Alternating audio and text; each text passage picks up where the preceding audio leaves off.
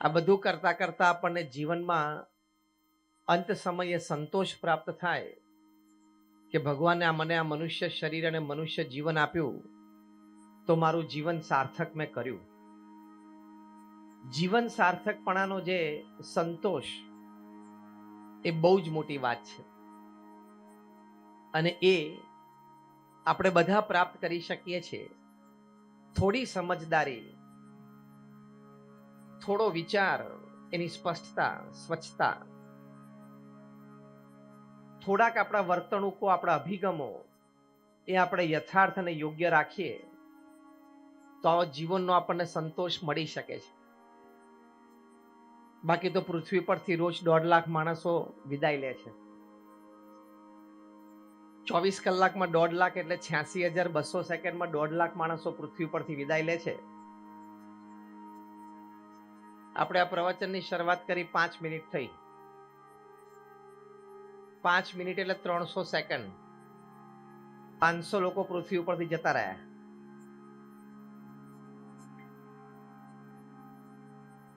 છેલ્લી 5 મિનિટમાં 500 લોકો પૃથ્વી પરથી જતા રહ્યા.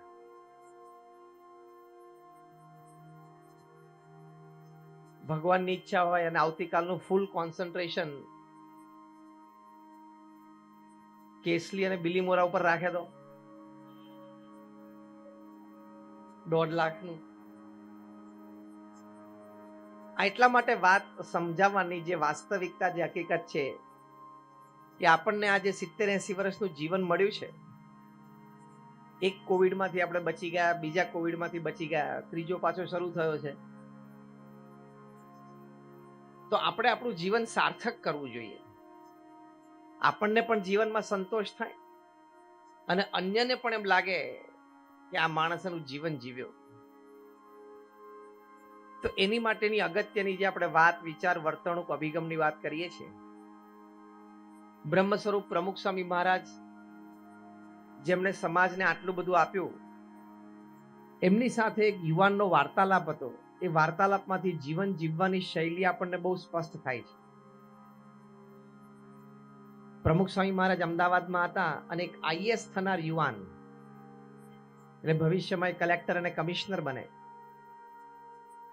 એવા એક યુવાને પ્રમુખ સ્વામી મહારાજને એવું પૂછ્યું કે સ્વામી, જીવનના અંતે મૃત્યુ નિશ્ચિત છે, તો પછી જીવન જીવવાનો હેતુ શું છે? પ્રમુખ સ્વામી મહારાજે બહુ જ સુંદર જવાબ આપ્યો, જે શાસ્ત્રો, જે પોતાના અનુભવ પ્રમાણે, કારણ કે પ્રમુખ સ્વામી મહારાજને જનમાનસ, જનજીવન, જન પ્રકૃતિનો અનુભવ જબરજસ્ત હતો. પ્રમુખ સ્વામી મહારાજ એમના જીવનકાળ દરમિયાન જે સમાજની વચ્ચે રહ્યા, એટલું ભાગ્ય જ અત્યારે કોઈ સામાજિક આગેવાન કે સામાજિક સેવક એ રહી શકે. પ્રમુખ સ્વામી મહારાજ એમના જીવનકાળ દરમિયાન દુનિયાના 60 દેશોમાં 18,000 ગામો અને શહેરોમાં ગયા. ત્યાં ફરવા માટે નહીં, લોકોને વ્યસન મુક્ત કરે, સંસ્કૃત કરે, સમાજની નાની મોટી બદીઓ દૂર કરવા માટે 3.5 લાખ ઘરમાં પ્રમુખ સ્વામી મહારાજે પધરામણી કરી. એ ત્યાં જઈને એના સંતાનોને અભ્યાસ માટે પ્રેરે, એક પરિવારમાં વ્યસન મુક્તિ કરે. લોકો એમને વ્યક્તિગત રીતે પત્રો લખતા, વ્યવહારિક પ્રશ્ન હોય, વ્યક્તિગત પ્રશ્ન હોય, સામાજિક કોઈ પ્રશ્ન હોય, એવા 7.5 લાખ પત્રોના જવાબ પ્રમુખ સ્વામી મહારાજે આપ્યા છે. એટલે 45 વર્ષ સુધી રોજના 70 પત્રોનો જવાબ આપ્યા છે. અમારા જેવા 1100 સંતોને દીક્ષા આપી, 55,000નો સ્વયંસેવક દળ ઊભું કર્યું, 162 જેટલી બધી સામાજિક ઉત્કર્ષની પ્રવૃત્તિઓ, પછી એમાં શૈક્ષણિક પ્રવૃત્તિ હોય, તબીબી પ્રવૃત્તિ હોય, એ બધી એમણે ઊભી કરી. અને મોટામાં મોટી વાત, પ્રમુખ સ્વામી મહારાજે 45 વર્ષના ગાળામાં, પોતાની ઉંમર 51 થી 95 સુધીમાં, એટલે એ 45 વર્ષમાં પ્રમુખ સ્વામી મહારાજે 1300 સંસ્થા ઊભી કરી. કોઈ સમાજ જીવન કોઈ જીવતું હોય, જાહેર જીવન જીવતું હોય, એવી કોઈ વ્યક્તિને તમે પૂછજો કે 45 વર્ષમાં 1300 સંસ્થાઓ બાંધવી એટલે શું? કોઈ વ્યક્તિ એક સંસ્થામાં ટ્રસ્ટી હોય, કોઈ વ્યક્તિ એક જગ્યાએ કોઈ સંચાલક હોય તો પણ એ સંસ્થા કેવી રીતે ચાલે છે આપણને ખબર પડે. તમારામાંથી કે અહીંયા આગેવાનમાંથી કોઈ બેઠા હશે કે કોઈ એક સંસ્થામાં આપણે ટ્રસ્ટી હોઈએ, કોઈ એક સંસ્થામાં આપણે કંઈક વ્યવસ્થાપક હોઈએ, સંચાલક હોઈએ, તો સાંજ પડે સંસ્થાના નાના મોટા પ્રશ્નો એ ઉકેલતા કેટલી નાની મોટી તકલીફો પડે છે. પ્રમુખ સ્વામી મહારાજે 45 વર્ષના ગાળામાં 1300 સંસ્થાઓ બાંધી. એટલે હવે એનું ડિસઇન્ટિગ્રેશન એનાલિસિસ કરું છું જિગ્નેશભાઈ. ડિસઇન્ટિગ્રેશન અને એનાલિસિસ કે 45 વર્ષમાં 1300 સંસ્થાઓ એટલે શું, અને એ પણ 51 વર્ષની ઉંમરથી આ કાર્ય શરૂ થયું. 51 વર્ષની ઉંમર આવે ત્યારે માણસની અડધી એનર્જી તો ઓછી થઈ જાય ને, વર્કિંગ કેપેસિટી અડધી ઓછી થઈ જાય. એક જમીન મળવી કે સંપાદન થવી, પછી એ જમીન ઉપર શું કરવું છે, હોસ્પિટલ, હોસ્ટેલ, સ્કૂલ, કોલેજ, મંદિરે નક્કી થવું, બીએપીએ સંસ્થાના બોર્ડ ઓફ ટ્રસ્ટીઝમાં, પછી એની માટેનું ફંડ રેઝિંગ થવું, કારણ કે non profit organisation, non government organisation છે બીએપીએસ, એટલે ફંડ રેઝિંગ થાય. ત્યાર પછી એક સ્થાનિક જમીન એ દરમિયાન લોકલ ગવર્મેન્ટ બોડીઝમાંથી લીગલી ક્લિયર થાય, આર્કિટેક્ટ પ્લાન ડિઝાઇન કરે, એ પ્લાન છે લોકલ ગવર્મેન્ટ બોડીઝમાં પાસ થાય, પછી ટેન્ડર ડિશ આઉટ થાય, ટેન્ડર પાસ થાય, કોન્ટ્રાક્ટર નિમાય, આ બાજુ ખાતમુહૂર્ત થાય, કોન્ટ્રાક્ટર બાંધકામ ચાલુ કરે, 2 માળ 5 માળનું બિલ્ડિંગ પૂરું કરે, ત્યાં 2-5 સમર્પિત સ્વયંસેવકો જોઈએ, લાઈફ ટાઈમ ત્યાં સેવા કરેવા એ મળી જવા, બીજા 15-25-50 પેઇડ પગારદાર કર્મચારી જોઈએ એ મળી જવા, અને એનો ઉદ્ઘાટન સમારોહ નક્કી થાય, યોજાય, અને સંસ્થાને સમાજની સેવા મૂકી દેવાની. આ જમીન સંપાદનથી માંડીને એ સંસ્થાને સમાજની સેવા મૂકી દેવાની એ આખી કહાની પ્રમુખ સ્વામી મહારાજે 45 વર્ષ સુધી દર 15મા દિવસે પૂરી કરી. દર 15મા દિવસે કોઈ વ્યક્તિ એક નવી હોસ્પિટલ સમાજને આપે, એક નવી સ્કૂલ આપે, અથવા તો એક નવી હોસ્ટેલ આપે, અથવા એક નવું મંદિર આપે. દર 15મા દિવસે આખી સંસ્થા તૈયાર કરીને સમાજની વચ્ચે મૂકી દેવાની, અને 45 વર્ષ સુધી નોન સ્ટોપ રેકોર્ડ. કદાચ અત્યારે પૃથ્વી ઉપર 750 કરોડની વસ્તી છે, એમાં અત્યારે તો કોઈ એવું દેખાતું નથી કોઈ આવો રેકોર્ડ બનાવ્યો હોય. આટલું બધું જનજીવન, સમાજ સેવા, જનમાનસ, જન પ્રકૃતિનો અનુભવ પ્રમુખ સ્વામી મહારાજને, એમને આ યુવાને પ્રશ્ન પૂછ્યો, અને પૂછનાર પાછો યુપીએસસી રિટર્ન એક્ઝામ ક્લિયર કરેલી, એટલે આઈએએસ થવાનો હતો, કલેક્ટર ને કમિશનર થવાનો હતો, એવા યુવાને પ્રમુખ સ્વામી મહારાજને આ પ્રશ્ન પૂછ્યો. શું કે જીવનના અંતે મૃત્યુ નિશ્ચિત છે, તો પછી જીવન જીવવાનો હેતુ શું છે? ફંડામેન્ટલ ક્વેશ્ચન છે.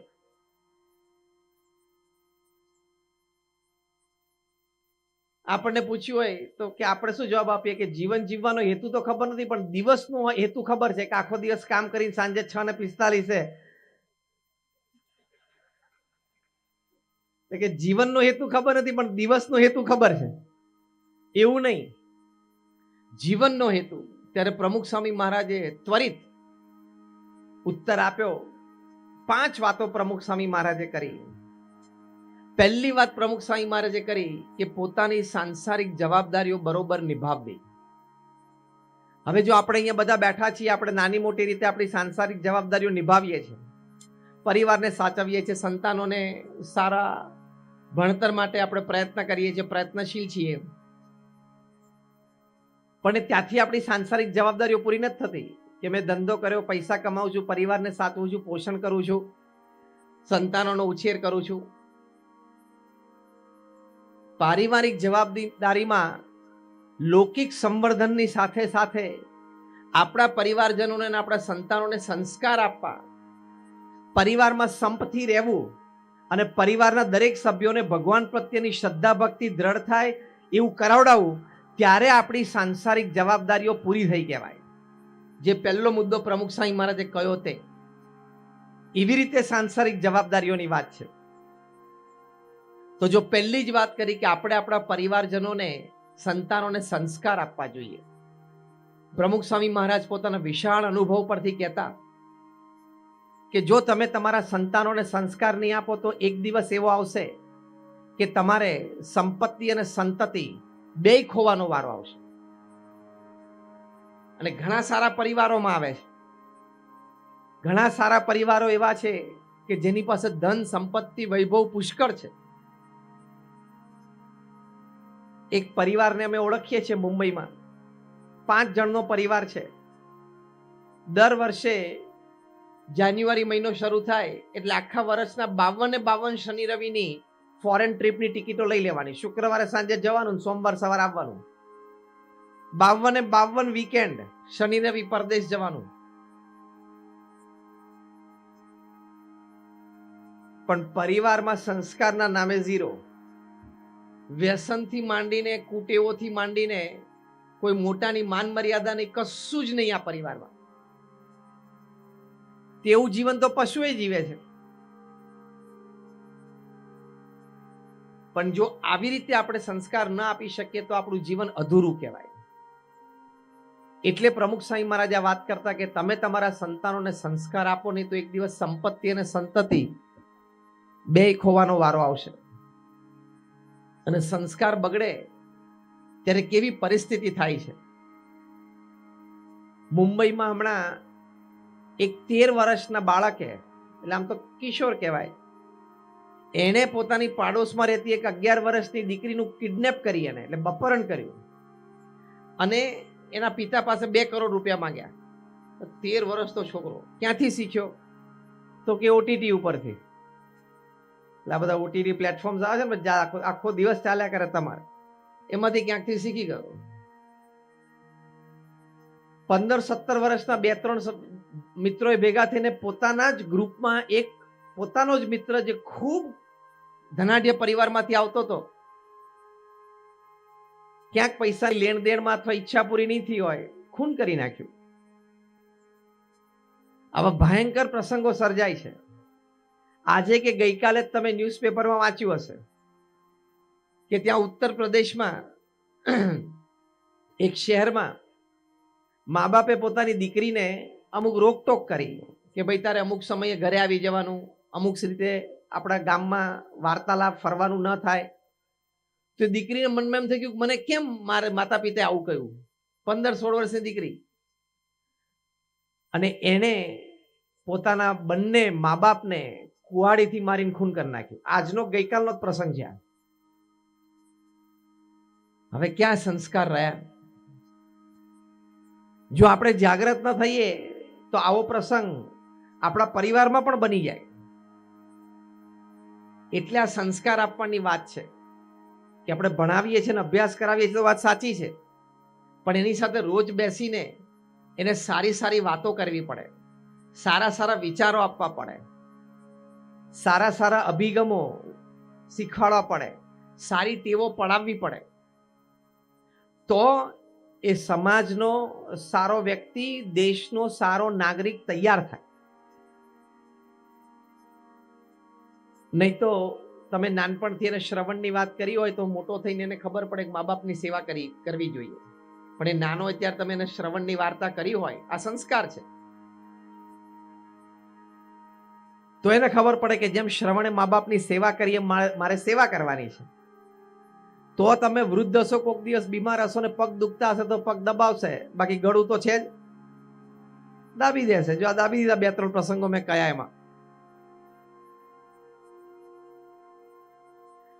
મોટા શહેરોમાં તો એવરેજ રોજ એક પ્રસંગ બને છે કે જ્યાં યુવાનોએ પોતાના મા બાપમાંથી કોકને માર્યા હોય, અને અઠવાડિયે એકાદ પ્રસંગ તો મારી નાખ્યા નો પણ બને છે. તો આમાં પારિવારિક ભાવનાઓ ક્યાં રહી? એટલે આ પહેલો ઉત્તર જે પ્રમુખ સ્વામી મહારાજ આપ્યો કે પોતાની સાંસારિક જવાબદારીઓ બરોબર નિભાવવી એ મનુષ્ય જીવનનું, ભલે જીવનના અંતે મૃત્યુ નિશ્ચિત છે તો પણ હેતુ છે. એમાં ખાલી આપણે આર્થિક સંવર્ધન આપણા પરિવારનું કરીએ એટલું નહીં, પણ સાથે સાથે સંસ્કાર પણ આપવા પડે. નાનપણથી તમારે એમને બેટા સાચું બોલવું જોઈએ, મા બાપને પગે લાગવું જોઈએ, શિક્ષકને સ્કૂલે જાય તો પગે લાગવું જોઈએ, પોતાના મિત્રો સાથે કોઈ ચીટિંગ ના કરવું જોઈએ, વ્યસન ના કરવું જોઈએ, સિગરેટ ના પીવાય, બીડી ના પીવાય, દારૂ ના પીવાય. આ બધું એને કહેવું પડે, સમજાવવું પડે નાનપણથી. સારો અભ્યાસ કરાય તો એ સમાજનો સારો વ્યક્તિ અને દેશનો સારો નાગરિક બને. અને એવા સંસ્કારી છોકરા તૈયાર થાય ત્યારે આપણી સાંસારિક જવાબદારીઓ આપણે થોડી પૂરી કરી કહેવાય.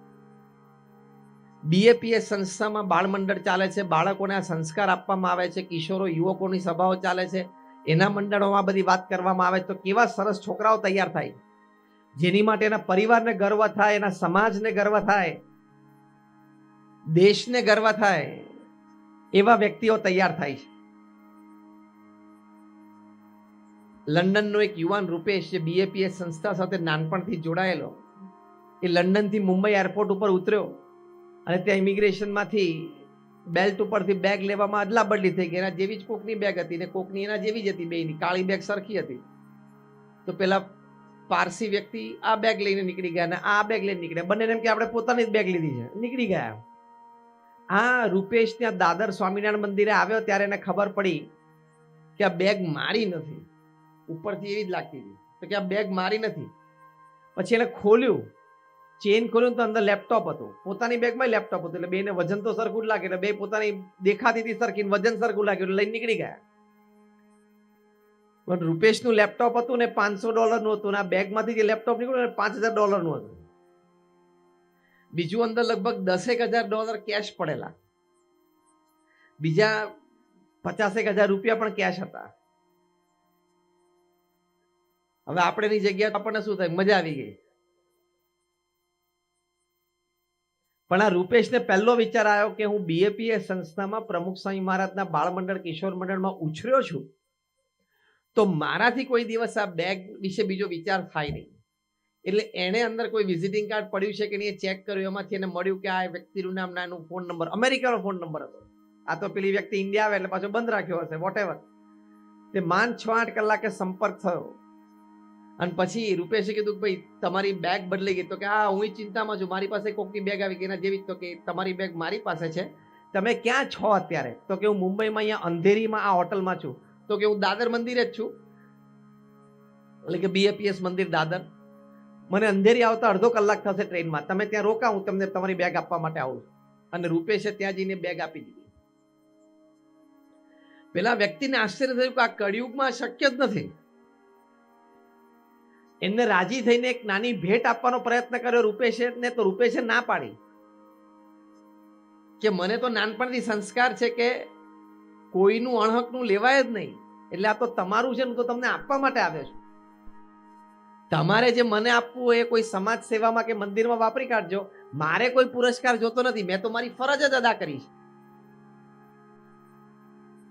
જો આને સંસ્કાર કહેવાય. આવા સંસ્કારોની વાતો આપણે નાનપણથી આપણા સંતાનોને કરવી જોઈએ. ઇંગ્લેન્ડમાં અમારા એક યુવક છે દીક્ષિત, એને નાનપણથી સપનું હતું કે મારે ગ્રાફિક્સ ડિઝાઇન અને ફોટોગ્રાફીમાં ગ્રેજ્યુએશન કરવું છે.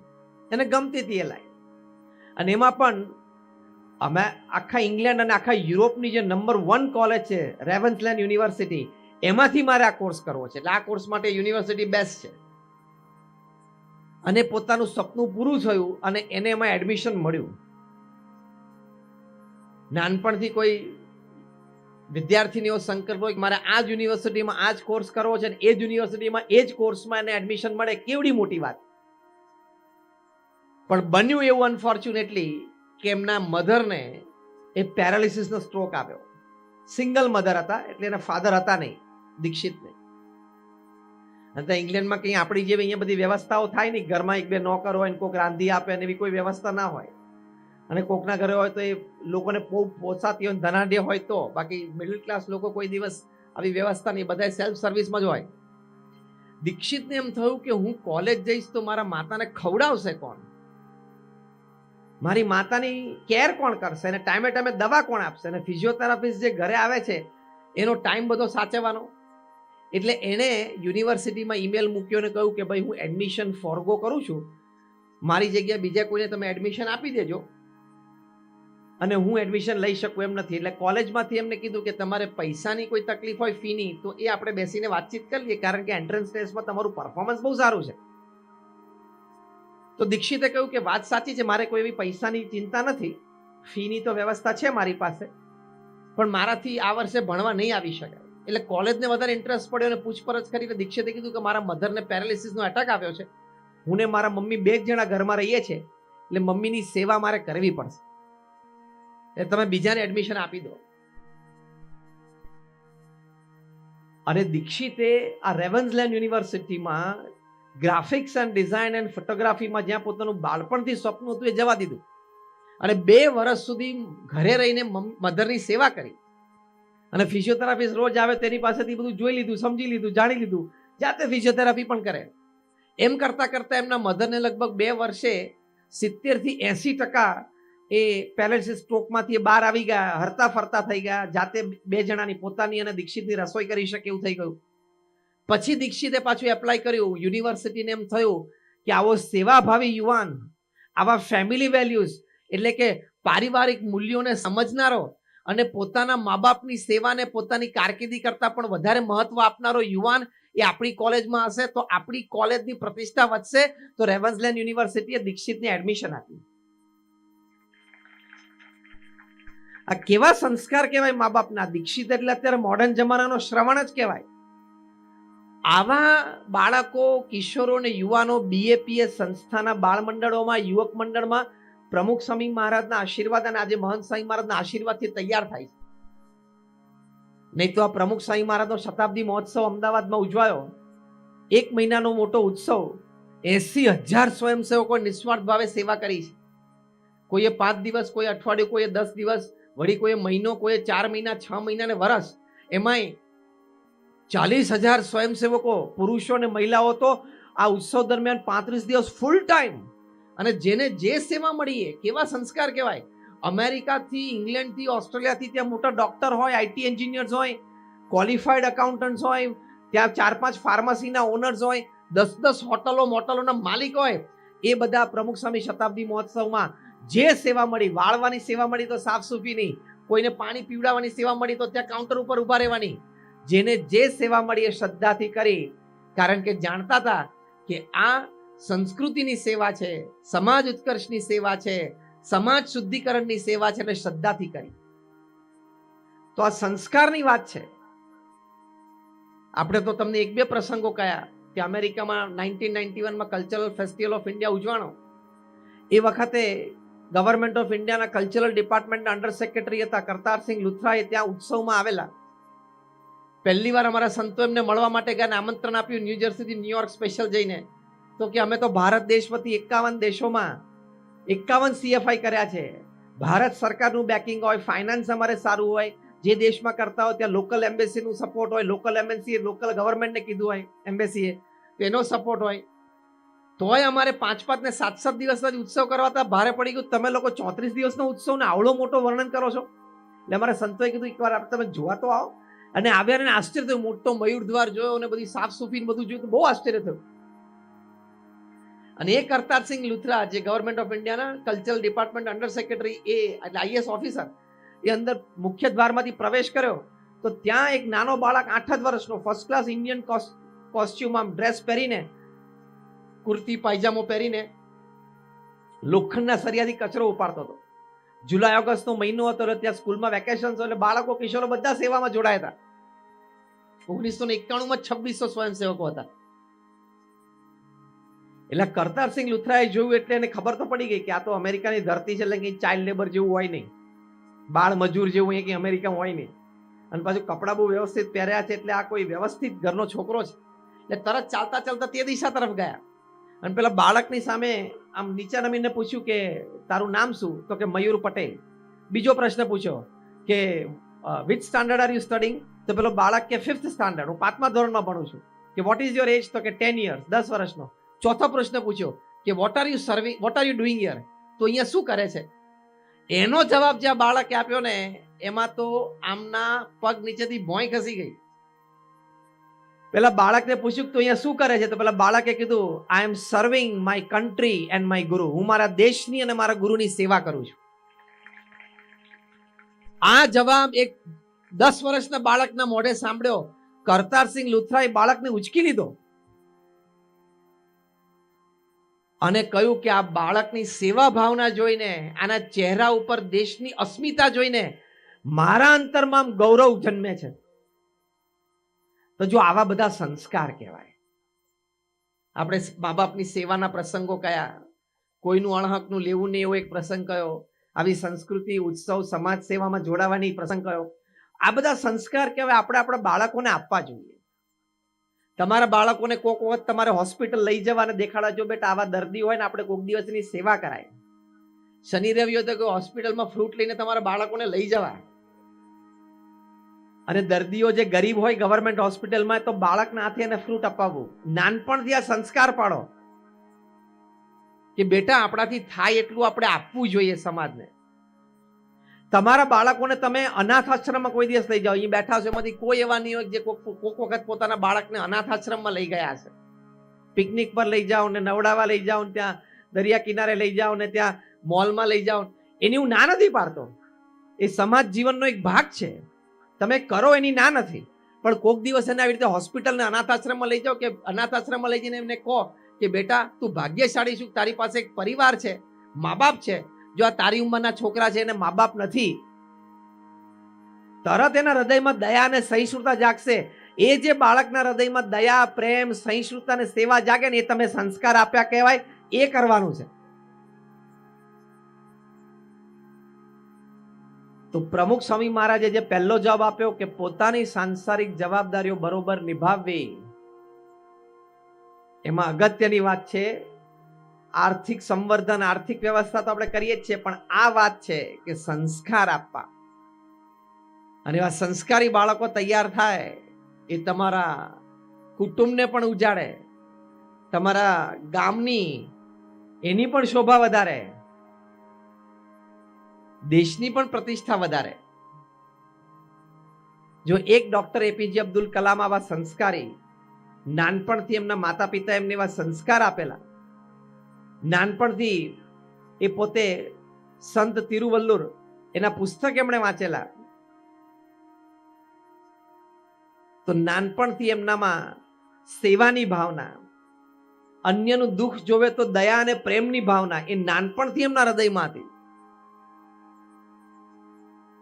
અને એમના હૃદયમાં એવી ભાવના કે મારો દેશ વિકસિત થાય, મારો દેશ ઉપર આવે. તો પોતે એક એન્જિનિયર, પોતે એક વૈજ્ઞાનિક, પોતે પીપલ્સ પ્રેસિડેન્ટ, દુનિયાની 48 યુનિવર્સિટીમાંથી એમને પીએચડી અને ડિલીટ માનદ મળેલી. પણ એમને પ્રમુખ સ્વામી મહારાજ સાથે 15 મુલાકાતો 2001-2015 ની વચ્ચે કરી હશે. દરેક વખતે પ્રમુખ સ્વામી મહારાજ સાથે વાર્તાલાપ પણ ડોક્ટર અબ્દુલ કલામ સાહેબ એક જ વાત કરે, આ દેશના ઉત્કર્ષની. અને છેલ્લે એમણે પ્રમુખ સ્વામી મહારાજ પાસે એવું માંગેલું કે હું મરવાનું તો દરેકે છે, પણ હું મારા વિદ્યાર્થીઓની સામે એમને ઉપદેશ આપતો હોઉં, એમને જીવનની કોઈ શીખ આપતો હોઉં, એ વખતે મારું મૃત્યુ થાય એ ઉત્તમ મૃત્યુ માંગુ છું. અને ભગવાનની ઈચ્છા હશે તે એવું જ થયું. એ આઈઆઈએમ શિલોંગમાં વાત કરતા હતા, પ્રવચન કરતા, ચાલુ પ્રવચન એમને હાર્ટ એટેક આવ્યો. એક બીજી વાત છે, પણ જો કહેવાની વાત છે કે આવી ભાવના આપણે અહીંયા બધા બેઠા છીએ, આપણા પરિવારોમાંથી બધા બેઠા છે, એમાંથી એક વ્યક્તિ પોતાના સંતાનને આવા તૈયાર કરે, એ આખા આ પટ્ટાનું ભવિષ્ય બદલી શકે. એટલે ભણતરની સાથે જે ગણતરની વાત છે, ભણતરની સાથે જે સંસ્કારની વાત છે, એટલે પ્રમુખ સ્વામી મહારાજ આ વાત કરતા. બીજી વાત કે આપણે આપણા પરિવારમાં હંમેશા સંપની ભાવનાથી રહેવું. નાના મોટા ઝઘડા આપણા પરિવારમાં ચાલતા હોય, અહમ મમત્વ ચાલતા હોય. પ્રમુખ સ્વામી મહારાજ એક વાત પારિવારિક જીવન માટે બહુ જ સરસ કરતા. આજે મહંત સ્વામી મહારાજ પણ આ વાત કરે છે. તમને આશ્ચર્ય થશે કે આજે મહંત સ્વામી મહારાજની ઉંમર 90 વર્ષની છે. એક દિવસ એમના જીવનનો એવો નહીં જતો જ્યારે એ સંપની વાત ન કરે. યુનિટી, હાર્મની, સિમ્ફની, આ બધાના શબ્દો ચાની વાતે ન કરતા હોય. કારણ કે તમે પરિવાર સાથે તમે ભેગા આનંદથી રહો. હાર્વર્ડ યુનિવર્સિટી અમેરિકામાં એક સર્વે થયો, એ લોકોએ 8 વર્ષ સુધી પૃથ્વી ઉપર 110 દેશોમાં સર્વે કર્યો. 1 લાખ પરિવારને વ્યક્તિગત સ્વયંસેવકો પૂછવા માટે ગયા. Across caste, creed, colour, religion, nationality બધાને પૂછ્યું. એક જ પ્રશ્ન 1 લાખ પરિવારને પૂછ્યો 110 દેશોમાં, જુદા જુદા ધર્મના પરિવારોને. પ્રશ્ન શું હતો?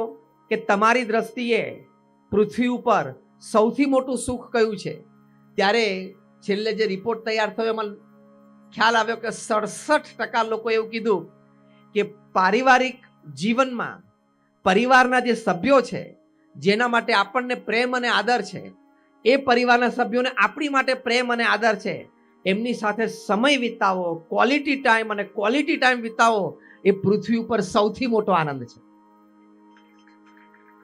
એ ક્યારે બને કે જો પહેલા આપણે આ સંસ્કારની વાત કરી એ હોય અને બીજી આ સંપની વાત કરી હોય તો. અને સંપ ન રહેવામાં મોટામાં મોટું કારણ પ્રમુખ સ્વામી મહારાજના જે મહંત સ્વામી મહારાજ બતાવે છે કે અહમ અને મમત્વ. પણ એ અહમ અને મમત્વ આપણે પરિવારમાં રખાય જ નહીં. હવે જે હું વાત કરું છું શાંતિથી સાંભળજો કે તમારા પરિવારમાં તમે જો મુખ્ય વ્યક્તિ હોય ને તમારા આર્થિક ઉપાર્જનના કારણે જ પરિવાર ચાલતો હોય તો પારિવારિક સુખમાં, પારિવારિક ઉત્કર્ષમાં તમારું જેટલું યોગદાન છે એટલું જ યોગદાન એક નાના 2 મહિનાના બાળકનું પણ છે, એવું તમે માનો છો? હવે હું તમને સમજાવું કેવી રીતે છે. તમે આખો દિવસ નોકરી ધંધો વેપાર કરીને પૈસા લાવતા હોય અને ઘર એના લીધે ચાલતું હોય, આખા દિવસના તમે થાકેલા હોય અને ઘરે આવે તો એક 2 મહિનાનું નાનું બાળક અથવા 1-1.5 વર્ષનું નાનું બાળક ખાલી તમારી સામે ઇનોસન્ટલી સ્માઇલ આપે ને તો તમારો 8 કલાકનો થાક ઉતરી જાય. એટલી તાકાત ઇનોસન્ટ સ્માઇલમાં છે. તો પારિવારિક સુખ માટે મુખ્ય બ્રેડવિનર એટલે કે મુખ્ય વ્યક્તિ જે ઘરમાં કમાય છે એનું યોગદાન અને એક 2 મહિનાના બાળકનું યોગદાન સરખું છે, તો પછી પરિવારમાં શું કામ મહત્વ રાખવાનો? આ કોરોના દરમિયાન મેં એક પુસ્તક વાંચ્યું. પુસ્તકનું નામ છે એવરી મેન્સ મિશન. એ એક બહુ સારા લેડી રાઇટર છે, રેબેકા બિયર્ડ, એમને લખેલું છે. એ પોતે વક્તા છે, એ પોતે સોશિયલ કાઉન્સેલર છે, એ પોતે સાયકેટ્રિસ્ટ છે અને સોશિયલ કાઉન્સેલિંગ પણ ઘણું બધું કરે છે. એમણે પોતાના જીવનનો એક પ્રસંગ અંદર લખ્યો છે. એમણે કહ્યું કે એક દિવસ આવી રીતે એક સમારંભ પછી કોઈ બેન, મિડલ એજડ બેન હતા, 40 વર્ષના, એ રેબેકા બિયર્ડને મળવા માટે આવ્યા અને કહ્યું મારે તમારી વ્યક્તિગત મુલાકાત જોઈએ છે. એટલે બીજે દિવસે એમને શેડ્યુલ જોઈને કહ્યું કાલ તમે મને 11 વાગે ઓફિસે મળવા આવો. આ લેડી આ રેબેકા બિયર્ડને મળવા માટે ગયા. સોશિયલ કાઉન્સેલિંગ માટે હતું. પહેલો જ પ્રશ્ન એમને કર્યો મનમાં કે મને ઓફિસમાં જેટલી મજા આવે છે ને એટલી ઘરમાં મજા નથી આવતી. ઓફિસમાં જેટલી મજા આવે છે એટલી ઘરમાં મજા આવતી નથી.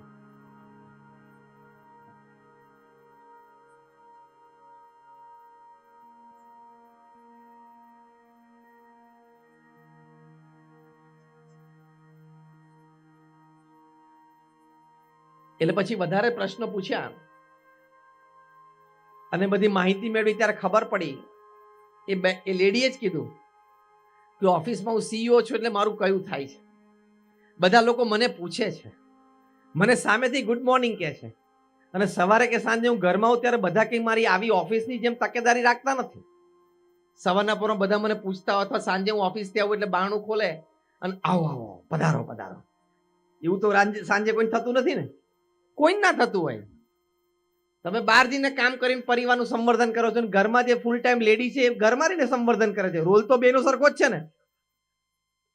એટલે તો બારણું ખોલીને ગોળ ફરીને જતા રહે. હા, પાછળ આવવું હોય તો આવવાનું અંદર, એ તો કાંઈ નહીં.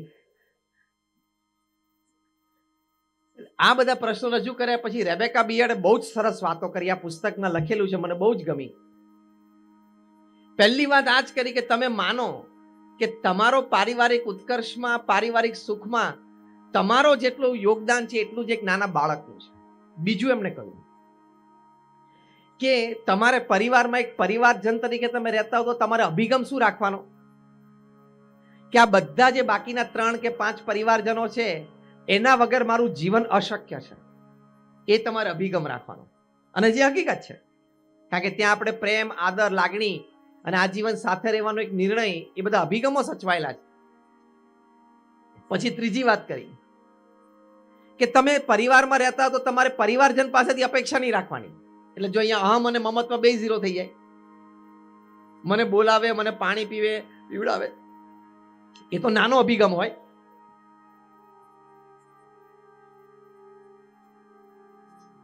પણ મોટો શું, મારું ધાર્યું થાય, મને પૂછીને કરે. પરિવારમાં જે વડીલ વ્યક્તિઓને બધા જ પરિવારોમાં પ્રશ્ન છે કે બધા મને પૂછીને કરે, અને મોટો પ્રશ્ન બિચારા દુઃખી બધા એ જ હોય છે કે મને કોઈ પૂછતું નથી. પણ જે દિવસથી તમે પૂછે એવો અભિગમ મૂકી દો ને, એ દિવસથી બધા પૂછવાનું ચાલુ કરે. ત્યાગે સો આગે અને માગે સો ભાગે, એવું છે. આ વાત એમણે સમજાવી.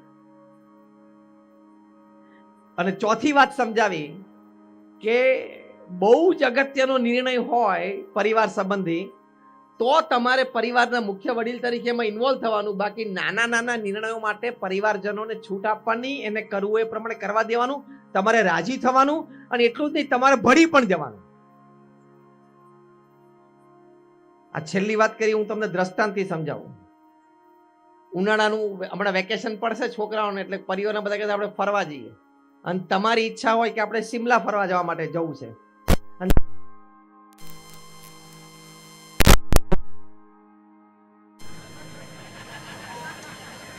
બોલો, એટલે બધા માથેરાન બોલે, પ્રવચન પૂરું. જે સમજાવવાનું તો સમજાવી દીધું.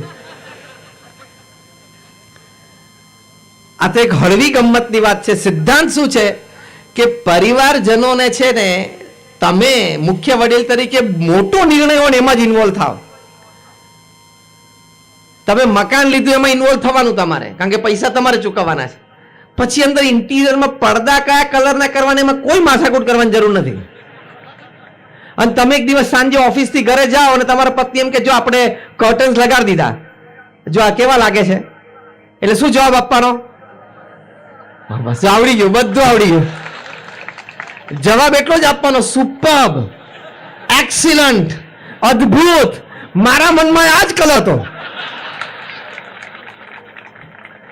કારણ કે તમારે સવારે 9 વાગે ઓફિસ જતું રહેવાનું, સવારે 9, 9:30 ઘરેથી નીકળી જવાનું, રાત સાંજે 6, 7 વાગે તમારે ક્યાં પડદા સામે જોઈને જિંદગી કાઢવાની છે? પડદા તમારા પત્નીને અનુકૂળ લગાડી જ દેવાના. તમે સવારે ચા આપે તમને, એમાં કપરાવાળી નવા હોય, તમને પૂછે કે કેવા કપર કાબી, આ નવા લીધા આપણે ગઈકાલે, શું કહેવાનું? ડિઝાઇન તો સુપર સિલેક્શન છે. આનંદ જ કરવાનો જીવનમાં. કારણ કે હવે આ ડિઝાઇન લીધી કે આ ડિઝાઇન, તમારે ચા જોડે મતલબ છે ને ટેસ્ટ જોડે, અને ટાઈમિંગ જોડે મતલબ છે. પછી સ્ટીલમાં પીવો કે સેરામિકમાં પીવો કે મેલેમાઇનમાં પીવો, શું ફેર પડે છે? આ બધી વાતો નાની ને સામાન્ય લાગે છે, પણ આમાં પરિવારની એકતા સચવાયેલી છે, પરિવારમાં સુરતભાવ સચવાયેલો છે, પરિવારનું સુખ સચવાયેલું છે. તમારા બાળકોને કપડા લેવાના હોય તો તમારા પત્નીને કહેવું, ભાઈ તમને જે યોગ્ય લાગે તારે લઈ દેવાના, મારેમાં કોઈ માથાકૂટ નથી. તો આનંદથી, કારણ કે દરેક વ્યક્તિને જીવનમાં સ્વતંત્રતા જોઈએ. દરેક વ્યક્તિ, દરેક અસ્તિત્વને એમ જોઈએ કે મારું ધાર્યું થોડું ક્યાંક થાય કોઈ ક્ષેત્રમાં, તેવું થોડું પરિવારમાં વેચી દેવાનું, બધું પકડીને નહીં રાખવાનું. તો સંપ રહે. અને આ સંસ્કાર અને સંપની સાથે સાથે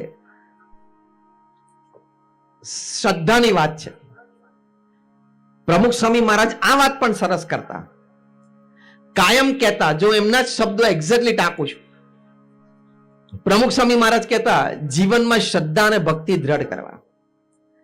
જો પરિવારમાં દરેક સભ્યોને ભગવાન પ્રત્યેની શ્રદ્ધા અને ભક્તિ હશે ને, તો દરેક સભ્યને વાણી વિવેક હશે, દરેક સભ્યને નમ્રતા હશે, દરેક સભ્યમાં સહિષ્ણુતા હશે, દરેક પરિવારના સભ્યને એકબીજા માટે ઘસાઈ છૂટવાની ભાવના હશે. આ વાત સાબિત થયેલી છે. ત્યાં અમેરિકામાં યુનિવર્સિટી ઓફ કોલંબિયાની પર બહુ મોટી રિસર્ચ કરેલી છે, મોટો સર્વે કરેલો છે કે જે પરિવારોમાં ભગવાન પ્રત્યેની શ્રદ્ધા અને ભક્તિ છે અને કંઈક ધાર્મિક વિધિ વિધાન રોજ કરે છે, અને સામે જે પરિવારોમાં ભગવાન પ્રત્યેની શ્રદ્ધા નથી અને કોઈ ધાર્મિક વિધિ વિધાન થતા નથી, બંને પ્રકારના પરિવારોમાં વાણી, વર્તન, વિવેક, અભિગમ, ચારિત્ર ની દ્રષ્ટિએ કોઈ તફાવત છે? જો કેટલો મોટો એક સર્વે અને રિસર્ચ કહેવાય. અને વર્ષોના સર્વે અને રિસર્ચ પછી એ લોકો એક કન્ક્લુઝન પેપર તૈયાર કર્યું, એમાં લખ્યું છે કે જે માનનારા પરિવાર છે, એટલે જ્યાં ભગવાન પ્રત્યેની શ્રદ્ધા છે અને કંઈક ધાર્મિક વિધિ વિધાન રોજ થાય છે, એ માનનારા પરિવારને નહીં માનનારા પરિવાર કરતા ઘણા બધા લાભ છે. એમાં પહેલો લાભ લખ્યો કે માનનારા પરિવારો એટલે શ્રદ્ધાળુ પરિવારના બાળકોનું શૈક્ષણિક પરિણામ ન માનનારા પરિવારના બાળકો કરતા વધારે સારું જોવા મળ્યું. જો આ પહેલો લાભ. ભગવાનમાં શ્રદ્ધાનો પ્રેક્ટિકલ લાભ તમને આપું છું. મોક્ષની અને સ્વર્ગની વાત બધી સાચી છે, પણ પછી કોક વખત, પણ અત્યારે અહીંયા પ્રેક્ટિકલ કેશ એન્ડ કેરી લાભ થાય એ તો પેલા લઈએ. રોજિંદો લાભ કેશ એન્ડ કેરી લાભ કહેવાય એને. બીજું લખ્યું કે જે પરિવારોમાં શ્રદ્ધા છે, પરિવારજનો વચ્ચે આંતરિક વિખવાદ, નાના મોટા પ્રશ્નો થતા હોય પણ આંતરિક વિખવાદ અમને બહુ જોવા ન મળ્યા, અને શ્રદ્ધાળુ પરિવારમાં કોર્ટ કેસીસ અમને બહુ જ ઓછા જોવા મળ્યા. ત્રીજી વાત લખી એ લોકોએ કે જે શ્રદ્ધાળુ પરિવાર હતા એ પરિવારજનો કમ્યુનિટી સર્વિસીસમાં એટલે કે સમાજ સેવામાં જલ્દી જોડાતા હોય એવું અમને જણાણું. ચોથું કે પરિવારજનો જે શ્રદ્ધાળુ હતા એના બાળકોની આસપાસમાંથી ફરિયાદ ધમાલની એ બહુ ઓછી આવતી હતી. આવા તો અનેક લાભ લખ્યા છે. આ એક લાભ એ પણ લખ્યો છે કે જે શ્રદ્ધાળુ પરિવાર છે ને નિત્ય ધાર્મિક વિધિ વિધાન ઘરમાં થાય છે, એ પરિવારજનોનું ઓવરઓલ સ્વાસ્થ્ય એ નહીં માનનારા પરિવારો કરતા એ વધારે સારું અમને જણાણું. તો જો ભગવાનમાં શ્રદ્ધાથી તમારા બાળકોની તેજસ્વીતા વધે છે અને એનું એકેડેમિક રિઝલ્ટ સારું આવે છે, બાળકોને ચારિત્ર દ્રઢ થાય છે, બાળકોની ફરિયાદ ઓછી આવે છે, પરિવારજનોનું સ્વાસ્થ્ય સારું રહે છે, પરિવારજનો નાની મોટી રીતે સમાજ સેવામાં જોડાય છે, આટલા લાભ થતા હોય તો પણ આપણે ભગવાનમાં માનવું જોઈએ કે ના માનવું જોઈએ? આંગળી ઊંચી કરો તો. જો બધા આપણે કહીએ છીએ તો જે શ્રદ્ધા રાખે છે સારી વાત છે, પણ ન રાખીએ અથવા ઓછી વધતી હોય તો આ દ્રઢ કરજો. આ લૌકિક લાભ તો લો, પછી મેં કીધું સ્વર્ગ અને મોક્ષની વાત મોટી, પછી પેલા આટલા ચોખ્ખા લાભ છે, બહુ જ ચોખ્ખા લાભ છે. યુનિવર્સિટી ઓફ ડ્યુક અમેરિકામાં, એ પણ બહુ મોટી યુનિવર્સિટી છે, ત્યાં પણ એ લોકોએ સર્વે કર્યો. લગભગ 10,000 વ્યક્તિઓ ઉપર અને 25 થી 27 વર્ષ સુધી સર્વે ચાલ્યો કે જે ભગવાનમાં શ્રદ્ધા ધરાવે છે જે વ્યક્તિઓ, અને રોજ અથવા અઠવાડિયામાં 2 વાર અથવા અઠવાડિયામાં 1 વાર દેવાલયોમાં એટલે કે ધર્મસ્થાનમાં દર્શન કરવા માટે જાય છે, એવા જે લોકો છે. અને સામે જે સાવ નાસ્તિક છે, જેને ભગવાનમાં શ્રદ્ધા નથી, કોઈ ધર્મસ્થાનમાં ક્યારે જતા નથી, એ 2 પ્રકારના લોકોમાં ડ્યુક યુનિવર્સિટી એટલો સર્વે કરેલો કે શારીરિક સ્વાસ્થ્યની દ્રષ્ટિએ કઈ લાભ છે કે નહીં. તો એ લોકો એવું લખ્યું કે જે લોકો નિયમિત ધર્મસ્થાનોમાં દર્શન માટે જાય છે, એવા જે શ્રદ્ધાળુ વ્યક્તિઓ છે, આસ્તિક વ્યક્તિઓ છે, એ લોકોને નાસ્તિક વ્યક્તિઓ કરતા હાર્ટ એટેકની શક્યતાઓ 40% ઓછી છે, 40% લેસ. એટલે આપણા સત્શાસ્ત્રોમાં જે બધી વાતો લખી છે એ બધી સાચી છે. વિજ્ઞાન ધીમે ધીમે બધું પુરવાર કરે છે, પણ જો આવી શ્રદ્ધા આપણે આપણા પરિવારજનોમાં કેળવાવી જોઈએ. એની માટે પ્રેક્ટિકલ એક સરસ સ્ટેપ પ્રમુખ સ્વામી મહારાજ શીખવાડતા ઘર સભા. ઘર સભા એટલે શું કે રોજ રાત્રે અથવા તો અઠવાડિયામાં 2 વખત તમામ પરિવારજનો તમે ભેગા થાઓ, અડધો કલાકના એક આધ્યાત્મિક સેશન માટે. એમાં પ્રથમ 5 મિનિટ તમે જે પણ ભગવાનમાં માનતા હોય, જે પણ ભગવાનના સ્વરૂપમાં તમને શ્રદ્ધા હોય, પરંપરાગત શ્રદ્ધા હોય, કુળદેવી હોય, જ્યાં પણ આપને શ્રદ્ધા અને ભક્તિ હોય, એમનું નામ સ્મરણ તમારે 5 મિનિટ માટે કરવું. બધાએ સાથે બેસીને આંખ બંધ કરીને, એક તે બધાએ પોતાના મોબાઈલ ફોન બાજુ પર મૂકી દેવાના. પછી 10 મિનિટ માટે કંઈક આપણા સદગ્રંથો છે, રામાયણ છે, મહાભારત છે, શ્રીમદ ભાગવત છે, શ્રીમદ ભગવદ ગીતા છે, એનું વાંચન કરવું. અને રોજ અલગ અલગ વ્યક્તિએ વાંચવું. આજે દાદા કે દાદીએ વાંચ્યું, કાલે પપ્પા મમ્મી વાંચે, પરત દીકરો દીકરી કોક વાંચે, એમ બધા જુદા જુદા વાંચવું. પછી 5 મિનિટ માટે ચર્ચા કરી કે આપણે જે વાંચ્યું એમાં કોને શું વાત ગમી. પછી 10 મિનિટ માટે ડેઝ હેપનિંગ શેર કરવા. એટલે દિવસ દરમિયાન સંતાનોને સ્કૂલ કોલેજમાં કંઈક પ્રસંગ હોય, આપણે કંઈક નોકરી ધંધા ઉપર બન્યો હોય, ઘરનો કોઈ પ્રસંગ હોય તો એકબીજા સાથે શેર કરો, અને પછી ભગવાનની આરતી કરી અને છૂટા પડો. પ્રમુખ સ્વામી મહારાજ અને ઘર સભા કહેતા. પોતાના વિશાળ અનુભવ પરથી પ્રમુખ સ્વામી મહારાજ કહેતા કે ઘર સભાથી વિશ્વ શાંતિ થશે. આ એમના ઇન્વર્ટેડ વર્ડ્સમાં, ઇન્વર્ટેડ કોમામાં વર્ડ્સ છે. ઘર સભાથી વિશ્વ શાંતિ થશે.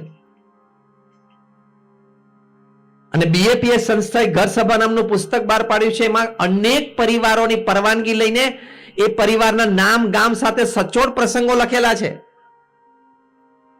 કે ઘર સભા કરવાથી ઘણા બધા પરિવારોમાં સાસુ વહુના ઝઘડા હતા એ મટી ગયા, ઘણા પરિવારોમાં બાપ અને દીકરા વચ્ચે, દીકરો એકવાર મોટો થયો, ભણી ગણી લીધું, ધંધા પર આવતો થઈ ગયો, બાપ દીકરા વચ્ચે 25 વર્ષનું એજ્યુકેશન ગેપ હોય, 25 વર્ષનો જમાનાનો ગેપ હોય, એટલે ડિસિઝન મેકિંગમાં ઘર્ષણ આવતું હતું, એ મટી ગયું હોય. એટલે કે બંને વચ્ચે સહિષ્ણુતા વધી હોય, ફ્રિક્શન ઘટી ગયું હોય.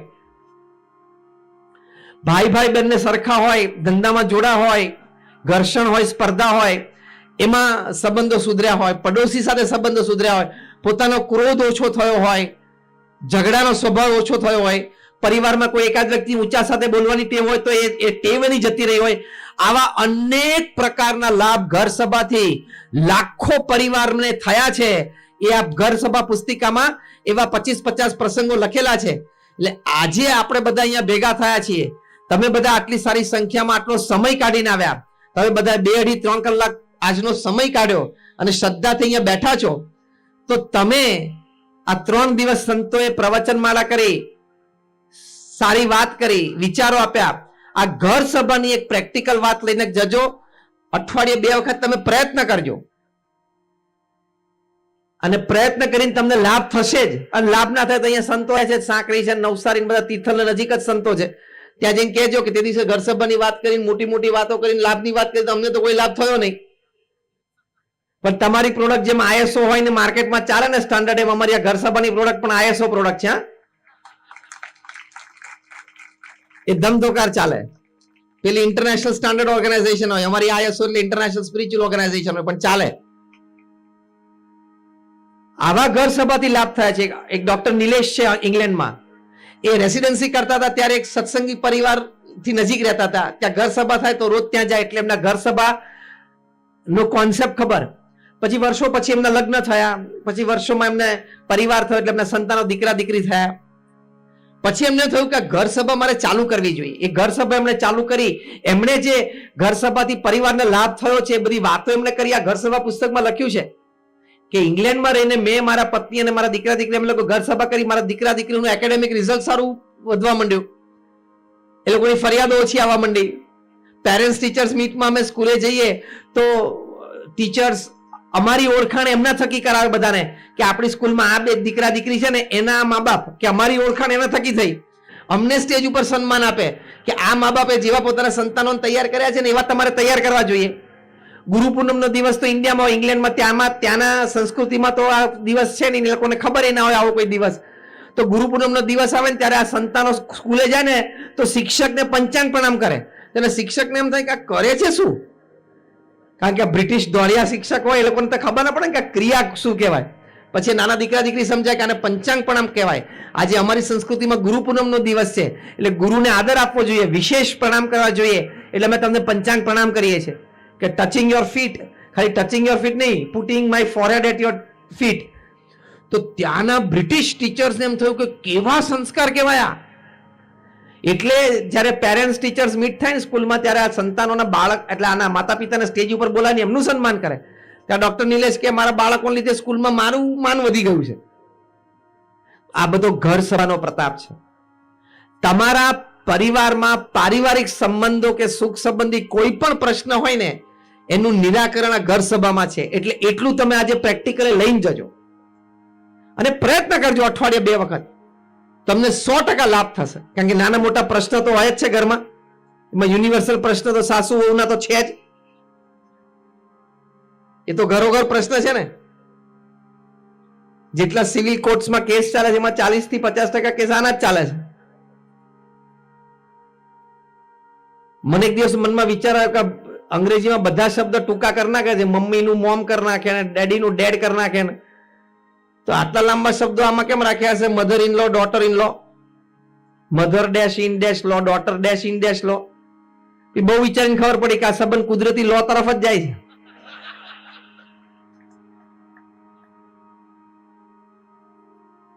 પછી બીજો પ્રશ્ન હતો, ફાધર ફાધર ઇન લો બને, ડોટર ડોટર ઇન લો બને, મધર મધર ઇન લો બને, સન સન ઇન લો બને.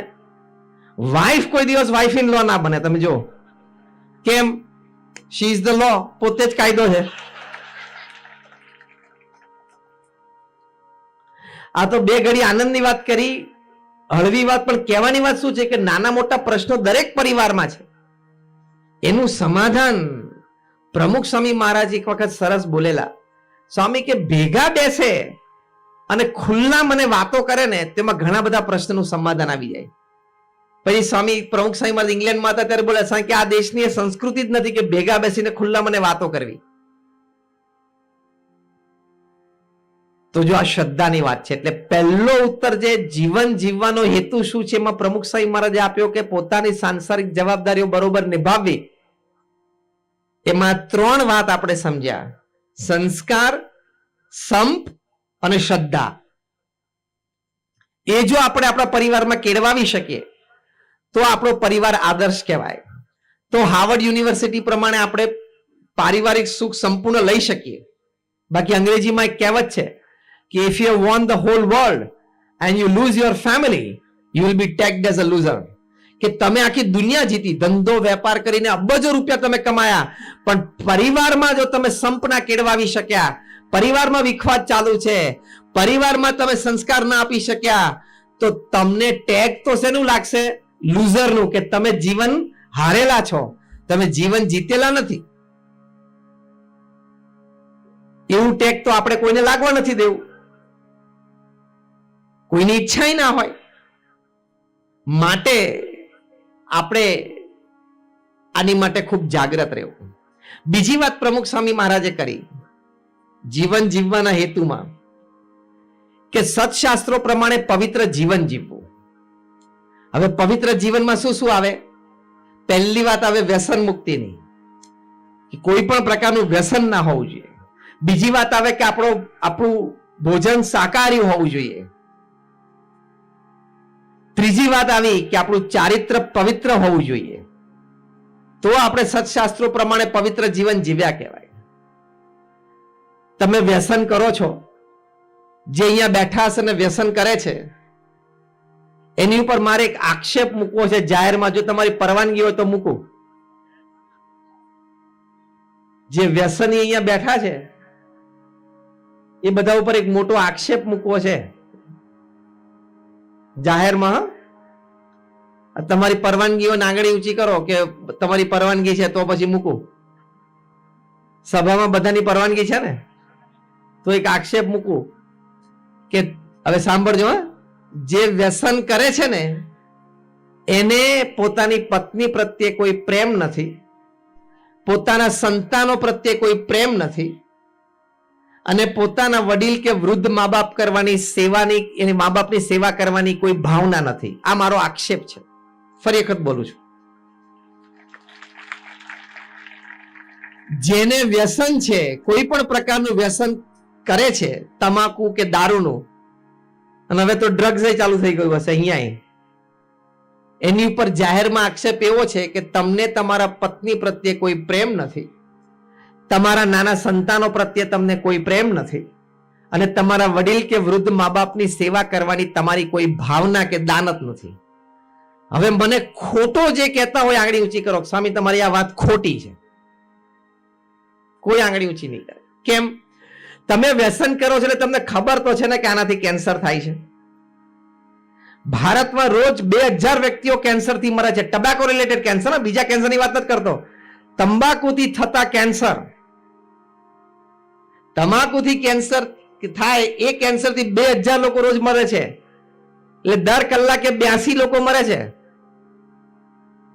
આપણે આ પ્રવચનની શરૂઆત કરી એક્ઝેક્ટ 1 કલાક થયો, 82 લોકો મરી ગયા તમાકુના કેન્સરથી. તમે કદાચ તમારા ગામમાં આડોશ પાડોશમાં બાજુના ગામમાં ક્યાંક જોયા હશે, આમ મોઢું થઈ જાય, આમ ચાવતો ને ભાઈ કાયમનું આમ થઈ જાય. અને તો એની બાજુવાળો દીકરો ઘરમાં બીજો તો પાછું એનું મોઢું આમ થઈ ગયું તોય ખાતો હોય. એના જેવો તો પૃથ્વી ઉપર કોઈ મૂર્ખ નહીં. એટલે બીજો આક્ષેપ આ છે કે જે વ્યસની છે ને એના જેવો પૃથ્વી ઉપર કોઈ મૂર્ખ નથી. હવે આ વાક્ય મારું સાચું હોય, જે સાચું માનતા હોય આંગળી ઊંચી કરો. વ્યસનીઓની વાત નથી કરતો, બધા સાચું માને છે, બધા આંગળી ઊંચી કરી. થોડાક તો વ્યસની હશે એટલે એને હાથ ઊંચો કર્યો, હું મૂર્ખ છું. થયું કે ના થયું? કારણ કે તને ખબર છે કે આનાથી કેન્સર થાય છે. પાછું હિંમત ક્યાં આવી જાય છે કે મારી બાજુમાં અમારા ફળિયામાં પેલા કાકા છે ને 80 વર્ષના છે, 60 વર્ષથી તમાકુ ખાય છે, એને કાંઈ નથી થયું. એવાય ઘણા હોય. અને ઘણા 2-5 વર્ષમાં તમાકુનો કેન્સર લાગી પડી જાય. હવે આમાં આખી બ્લડની રિએક્શન સિસ્ટમ આપણી ક્યાં છે કોને ખબર? આ રેન્જમાં લાગી જશે ને તે દિવસે રોતા નહીં આવડે. અમે એક નજરે જોયેલો પ્રસંગનું કહું તમને. એક બહુ જ સારો પરિવાર, જે પરિવારને હું લગભગ છેલ્લા 30 વર્ષથી ઓળખું છું, એ પરિવારની એક વ્યક્તિ, આ હું વાત કરું છું 1999ની સાલની. એ વ્યક્તિની ઉંમર એ વખતે 30 વર્ષની. એને તમાકુનું વ્યસન અને દિવસમાં 5, 10, 15 પડીકી ખાતા હશે. અમે બહુ વાર કીધું છોડી દો ને. 30 વર્ષની ઉંમરે રોજની 1000 કિલો ચાંદીનો વેપાર કરતા હતા. આ હું વાત કરું છું 1999ની સાલમાં. અને તે દિવસે આખા રાજકોટ શહેરમાં કોઈની પાસે મર્સિડીઝ ગાડી નહોતી, આની પાસે મર્સિડીઝ ગાડી હતી. 1000 કિલો ચાંદીનો વહીવટ ધંધો રોજ કરતા હતા. પણ માન્યા નહીં તો માન્યા જ નહીં. અને એક દિવસ સવારે બ્રશ કરતા હતા, લોહીની ઉલટી થઈ. એટલે એ ગભરી ગયા. એટલે એમને એમના પત્નીને ઉઠાડ્યા કે શું થયું? તો કે ચલો ડોક્ટર પાસે. તો ડોક્ટર પાસે ગયા. એના ફેમિલી ડોક્ટરે કહ્યું આવું થયું. એમણે થોડું તપાસીને કીધું મને આમાં કંઈક બહુ મોટી ગંધ આવે છે, મોટું ડેન્જર છે આમાં, તમે તાત્કાલિક કોઈ કેન્સર સ્પેશિયાલિસ્ટ પાસે જાઓ. એટલે આ વ્યક્તિ કે યાર શું ડોક્ટર તમે ગાંડા થઈ ગયા છો? તો કે ના, હું સાચું કહું છું, તમારા ભલા માટે કહું છું, તમે જાઓ. અને ત્યાં એક બહુ જ સારા કેન્સર સ્પેશિયાલિસ્ટ એમની પાસે ગયા. પણ ડોક્ટરે બધા રિપોર્ટ્સ કાઢ્યા અને સ્પષ્ટ મોઢા ઉપર કીધું કે 4th સ્ટેજ કેન્સર, તમારી પાસે મેક્સિમમ 50 દિવસ છે અને દુનિયાનો કોઈ ડોક્ટર તમને બચાવી નહીં શકે. ત્યાં ને ત્યાં હોસ્પિટલમાં દિવાલ સાથે માથા પછાડ્યા એમણે. માંડ એમના પત્ની અને ડોક્ટર કોઈ બીજા 1-2 આસિસ્ટન્ટ હતા, એમને પકડી રાખ્યા છે. અને ઘરે આવીને ધ્રુસકે રડે.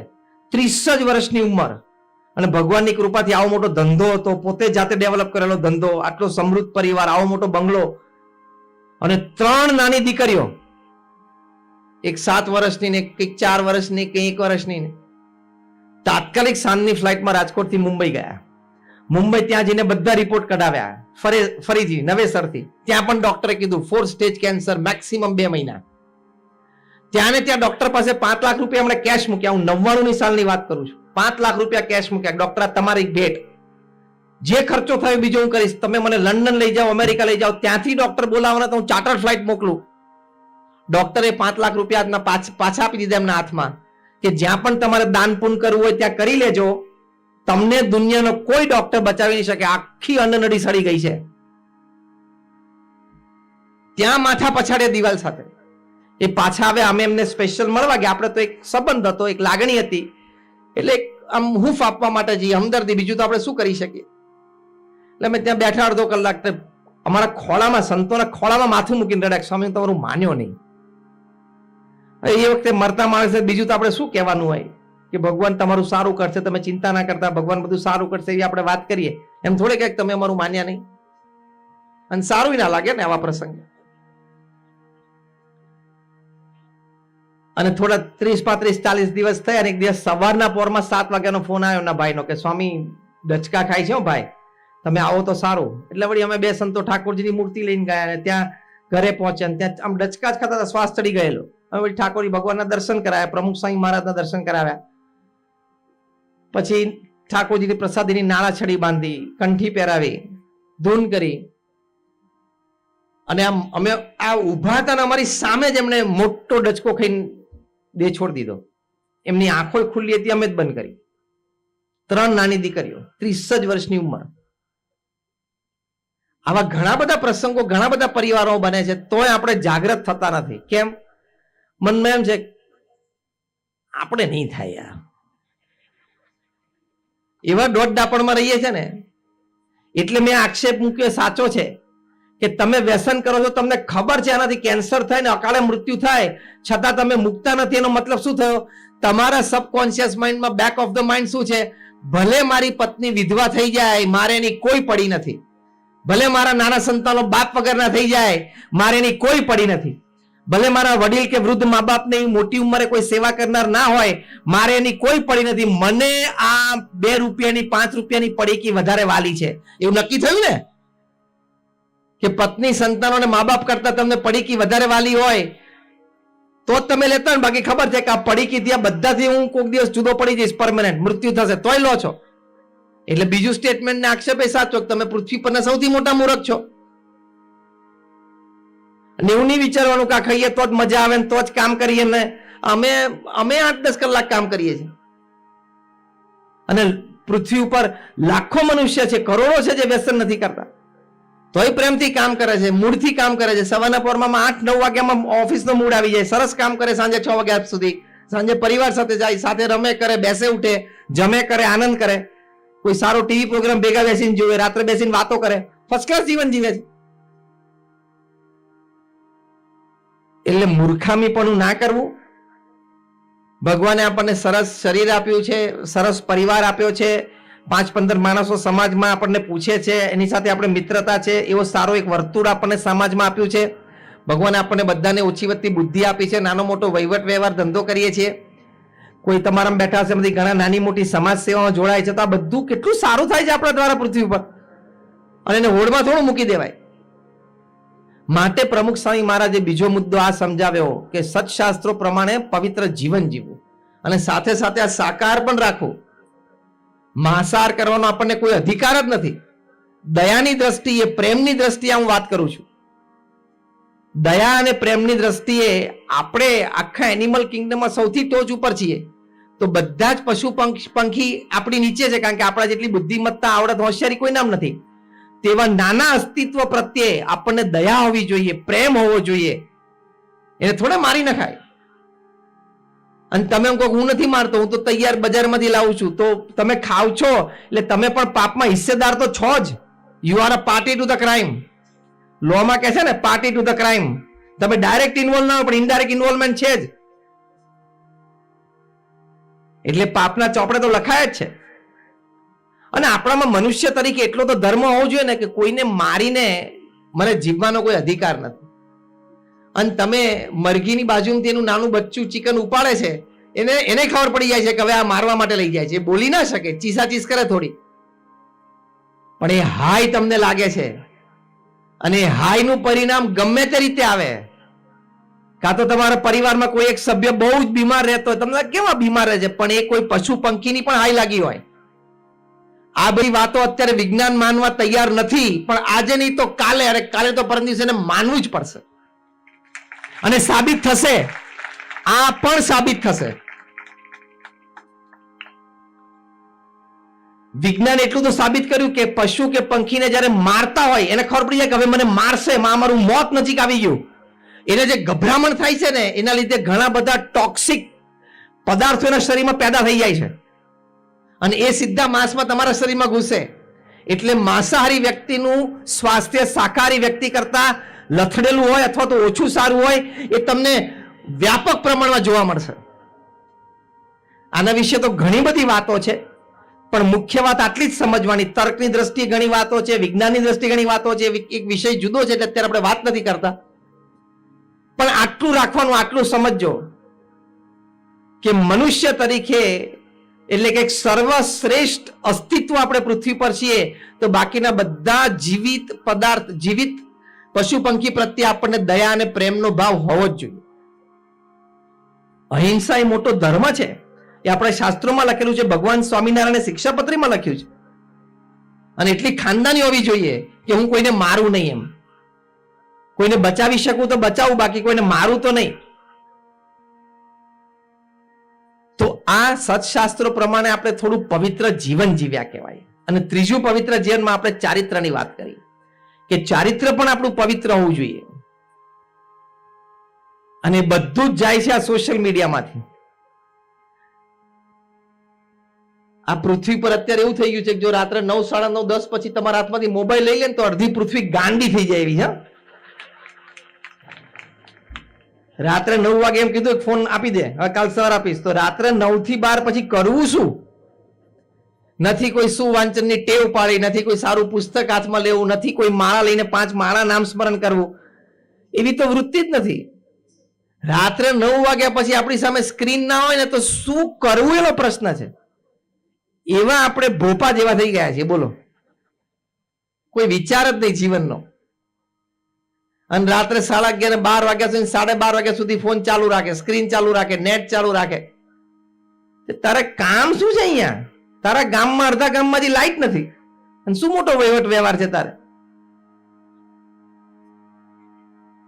એટલે કે આમ જો ને, લાઈટ નથી એટલે લાઈટ હોય પણ એમ કે અંધારું થઈ ગયું છે, બધું આખું ગામ સુઈ ગયું છે, તારે શું રાત્રે 12 વાગ્યા સુધી વહીવટ હોય છે? જાત જાતનું જોયા કરે. આ લાલ બટન ને લીલા બટન તો પૃથ્વીનો દાટ વાળી દીધો. ખબર પડી? લાલ બટન એટલે યુટ્યુબ ને લીલું બટન એટલે વોટ્સએપ. આ બંને બટન પાસે તમારી આખી જિંદગીના 80 વર્ષ ખાઈ જવાની તાકાત છે. બધાને અનુભવ છે કે લાલ બટન ને એકવાર અડી એટલે બીજી વાર અડતા કલાક થઈ જાય છે, નહીં? હમણાં આપણા માનનીય પ્રધાનમંત્રી શ્રી નરેન્દ્રભાઈ મોદી એક પ્રસંગે બહુ સરસ વાત કરી હમણાં થોડા વખત પહેલા જ. એમણે કહ્યું કે એવરેજ ભારતીય 3.5 થી 4.5 કલાક સ્ક્રીન સામે કાઢે છે. એમાં કામનું પણ હોય, ઓફિસ વર્ક થતું હોય, કમ્યુનિકેશન થતું હોય, પણ બીજું બધું પણ ઘણું બધું અનવોન્ટેડ જોવાતું હોય, વ્યવહાર થતો હોય, કમ્યુનિકેશન થતું હોય. પછી માનનીય નરેન્દ્રભાઈએ બહુ સરસ વાત કરી કે એટલો બધો સમય કોક શું કરે છે અને કોણે શું કર્યું એની પાછળ આપણે શું કામ કાઢવાનો. ત્રીજી વાત એમણે સરસ કરી કે ભગવાને આપણને, આ વાત મને બહુ સ્પર્શી ગઈ એટલે મને યાદ રહી ગઈ. માનનીય પ્રધાનમંત્રીજીએ કીધું કે આ ત્રીજી વાત કરી આ મુદ્દામાં કે ભગવાને આપણને દરેકને એક સ્વતંત્ર વ્યક્તિત્વ અને સ્વતંત્ર અસ્તિત્વ આપેલું છે. એ વ્યક્તિત્વને, એ અસ્તિત્વને કેળવવા માટે આપણે પ્રયત્ન કરવો જોઈએ, જેથી આપણે પણ સુખી અને સમૃદ્ધ થઈએ અને આસપાસ પણ સુખ અને સમૃદ્ધિ આપણે આપી શકીએ. એની માટે પ્રયત્ન હોવો જોઈએ. આખો દિવસ શું સોશિયલ મીડિયા પકડીને બેસવાનું?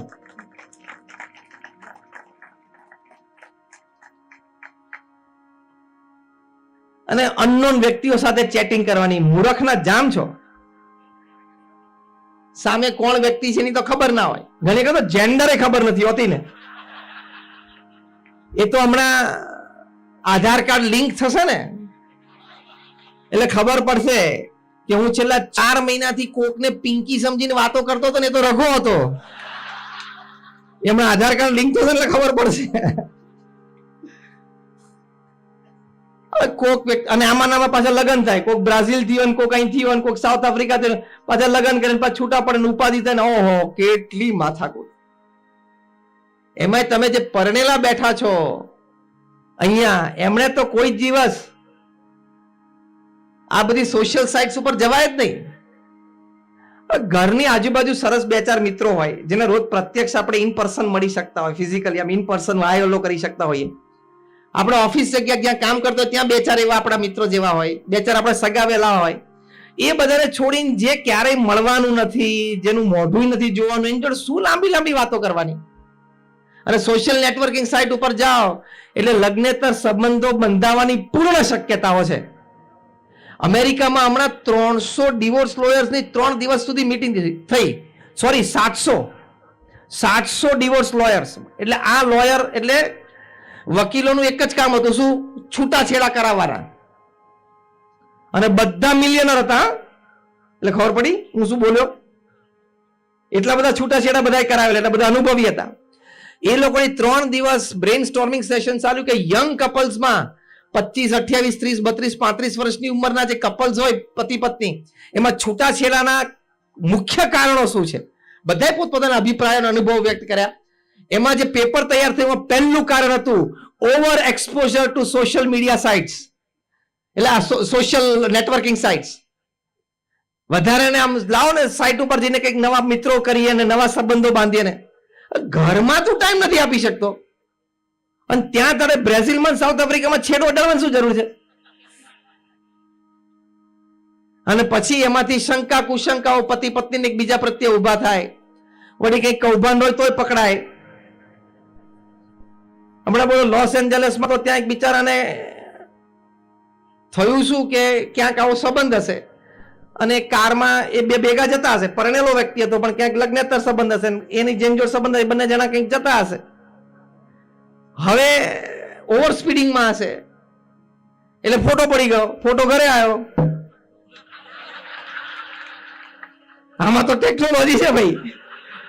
ઓવર સ્પીડિંગ હતી એમાં ટિકિટ આવે ઘરે, એમાં પેલા બૂથમાંથી ફોટો પડી ગયો, ઘરે કુરિયર આવ્યું અને ઘરે એના પત્નીએ ખોલ્યું તો કે ત્યાં ઓવર સ્પીડિંગમાં ટિકિટનો નંબર. પણ એનો વાંધો બાજુમાં કોણ છે? છૂટાછેડા તરત જ. ઇન્સ્ટન્ટ છૂટાછેડા થઈ ગયા. બોલો, આ સીસીટીવી કેમેરા કરાવી નાખ્યા. એટલે ખોટું લાંબુ ચાલતું નથી. અને આમાં તમે તમારો પરિવાર ગુમાવી બેસો, તમારું જીવન ગુમાવી બેસો, તમારું વ્યક્તિત્વ ગુમાવી બેસો, ચારિત્ર ગુમાવી બેસો. એટલે કોઈ જગ્યાએ લિમિટ બહાર જવું નહીં. પેલું પીવામાં શું બોલે, લિમિટમાં પીવું છું, એટલે એમાં કોઈક દર લિમિટ ચૂકી જાય. એટલે ચારિત્રની પવિત્રતા, એટલે સત્શાસ્ત્રો પ્રમાણે પવિત્ર જીવન જીવવું, જે પ્રમુખ સ્વામી મહારાજે પેલા યુવાનને જવાબ આપ્યો એમાં 3 વાત. એક તો વ્યસન મુક્ત જીવન જીવવું, બીજું શાકાહારી જીવન જીવવું, અને ત્રીજું ચારિત્રની હંમેશા પવિત્રતા રાખવી. તો કોઈ પણ સમાજની વચ્ચે, કોઈ પણ મંડળની વચ્ચે આપણે ઉન્નત મસ્તક સાથે જીવી શકીએ. તો આ બીજી વાત છે. બાકીનું 3 વાતનું વિસ્તરણ બહુ લાંબુ છે, એટલે ખાલી હું નામાભીકરણ કરી જઉં છું. ફરી વખત પ્રશ્ન પ્રમુખ સ્વામી મહારાજને એક આઈએએસ થનાર યુવાને પૂછ્યો કે જીવનના અંતે મૃત્યુ નિશ્ચિત છે, તો જીવન જીવવાનો હેતુ શું છે? એના જવાબમાં પ્રમુખ સ્વામી મહારાજે 5 વાત કરી હતી. પહેલી વાત જે આપણે સમજ્યા કે પોતાની સાંસારિક જવાબદારીઓ બરોબર નિભાવવી. એમાં આપણે આર્થિક વ્યવસ્થાની સાથે સાથે સંસ્કાર, સંપ અને શ્રદ્ધાની વાત કરી. બીજી વાત પ્રમુખ સ્વામી મહારાજે કરી કે સત્શાસ્ત્રો પ્રમાણે પવિત્ર જીવન જીવવું. એમાં આપણે વ્યસન મુક્તિ એટલે વ્યસન મુક્ત જીવન, શાકાહારી જીવન અને ચારિત્રમાં પવિત્રતા, એની વાત કરી. ત્રીજી વાત પ્રમુખ સ્વામી મહારાજે કરી કે નીતિ પ્રમાણે ધંધો કરવો અને અન્યને મદદરૂપ થવું. ચોથી વાત પ્રમુખ સ્વામી મહારાજે કરી કે ભગવાન પ્રત્યેની ભક્તિ દ્રઢ કરવી. અને 5મી વાત પ્રમુખ સ્વામી મહારાજે કરી કે પોતાના આત્માનો મોક્ષ કરવો. આ 5 વાત બને એટલે જીવન જીવવાનો હેતુ કહેવાય. મનુષ્ય જીવન સાર્થક થયું કહેવાય. દિવસ દરમિયાન કોઈ પણ સમયે આપણી કોઈ પણ પ્રવૃત્તિ, વિચારથી માંડીને પ્રવૃત્તિ સુધી આ 5 વાતમાંથી એક વાતમાં હોય અથવા તો 2 કે 3 વાતમાં હોય તો સમજવાનું કે આપણે રાઈટ ટ્રેક ઉપર છીએ, યોગ્ય માર્ગ ઉપર છીએ. તો આવી સાચી ને સારી વાત આપણને મળી છે. ફરી એક વખત યાદી અપાવવાની કે તમે એક આ ઘર સભાનો પ્રયોગ કરજો. અહીં સભામાં બેઠા છે એમાંથી કેટલાના મનમાં એમ છે કે આપણે આ પ્રયોગ એકવાર કરશું? આંગળી ઊંચી કરો તો. ઓહો, બહુધા 90% લોકોએ આંગળી ઊંચી કરી કે આ પ્રયોગ આપણે કરીશું. તો તમે પ્રયોગ કરજો, તમને આવા ઘણા બધા લાભ થશે. એટલે અમે ભગવાન સ્વામિનારાયણના ચરણોમાં પ્રાર્થના કરીએ છીએ. ભગવાન શ્રી રામ, ભગવાન શ્રી કૃષ્ણના ચરણોમાં પ્રાર્થના કરીએ છીએ. અમારા ગુરુહરિ પ્રમુખ સ્વામી મહારાજ અને મહંત સ્વામી મહારાજના ચરણોમાં પ્રાર્થના કરીએ છીએ કે આપણને સૌને હંમેશા આવો સદવિચાર પ્રેરે, જેને લઈને આપણી વૃત્તિ એ સદવૃત્તિ રહે, આપણું વર્તન પણ સદવર્તન રહે, અને આપણે એક સંતોષયુક્ત જીવન આપણે જીવી શકીએ. અને અંત સમયે છાતી ઉપર હાથ મૂકીને આપણે એટલું કહી શકીએ કે યસ, આઈ લીવ્ડ માય લાઈફ, હું મારું જીવન જીવ્યો. શ્રી સ્વામિનારાયણ ભગવાનની જય.